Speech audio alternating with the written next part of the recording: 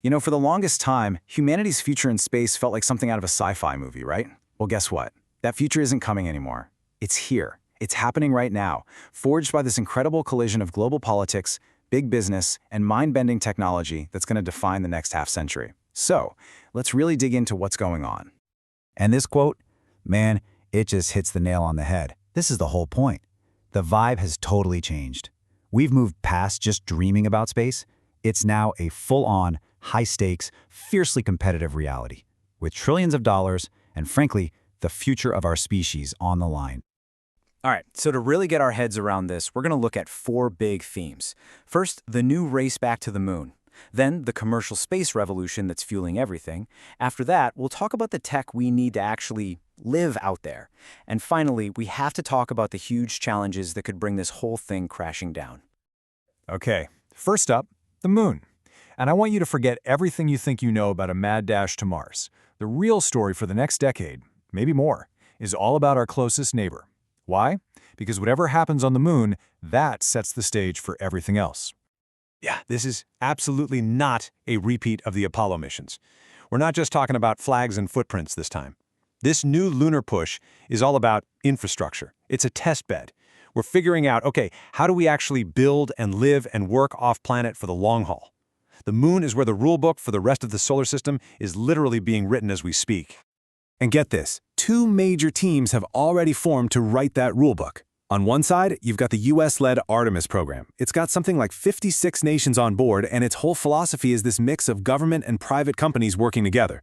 Then, on the other side, you've got the China and Russia-led International Lunar Research Station, the ILRS. It's a much more state-controlled approach with about 17 partners. And make no mistake, these aren't just two different ways to get to the moon. These are two completely different visions for what humanity's future in space should even look like. So you might be asking, what's the engine behind all this? I mean, what's really powering this new sprint to the moon? Well, it's a massive shift in who's actually calling the shots and, well, building the rockets. The private sector is no longer just a contractor. They are the main event. And the absolute game changer. The one thing that made all of this possible is reusability. I mean, think about it. For decades, we threw away our rockets after one use.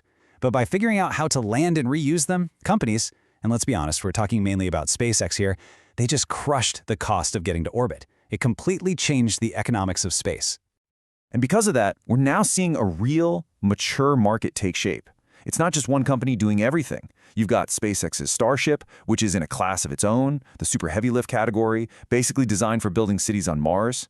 Then you've got Blue Origin's New Glenn, which just jumped into the heavy lift game. And you've got companies like Rocket Lab with their Neutron rocket, which is smartly targeting the medium lift market, perfect for deploying all those satellite constellations. See? It's not a simple race anymore. It's a full-blown industrial ecosystem. Now remember this date, November 13, 2025. This was huge. When Blue Origin stuck the landing with its New Glenn booster, it was the moment SpaceX's monopoly on reusable heavy-lift rockets officially ended. This is the key takeaway. Real, honest-to-goodness competition has finally arrived. Okay, so with the ISS scheduled to take a fiery plunge back to Earth around 2030, this new commercial launch power is creating the next big market, orbital real estate. NASA's changing its whole model. They're going from being the landlord of the ISS to just being the main tenant in someone else's building. And you've got companies like Axiom, Blue Origin with its orbital reef concept, and Starlab all racing to build these new private space stations. All right, so we've got cheaper rockets and new places to go in orbit. So what's the next piece of the puzzle? Well, it all comes down to the absolutely critical technologies we have to master if we're actually going to have a self-sustaining presence off-world. And the single most important concept here, the holy grail, really, is something called ISRU, or In Situ Resource Utilization. It's a fancy way of saying living off the land.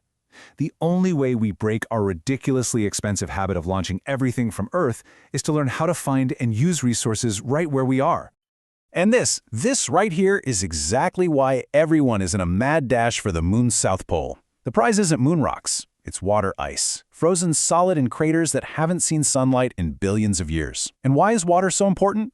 Well, you can drink it, sure. You can crack it open for breathable air. But the real jackpot? You can split it into hydrogen and oxygen, the most potent rocket fuel we have. Whoever controls that water controls the refueling station for the entire solar system. It's that big a deal. Now, for going beyond the moon, say to Mars, speed is life. Literally, the less time astronauts spend soaking in deep space radiation, the better. And for a long time, the answer was supposed to be nuclear thermal propulsion, or NTP, a super-efficient, high-thrust engine that could dramatically cut down that travel time. But then, something crazy happened.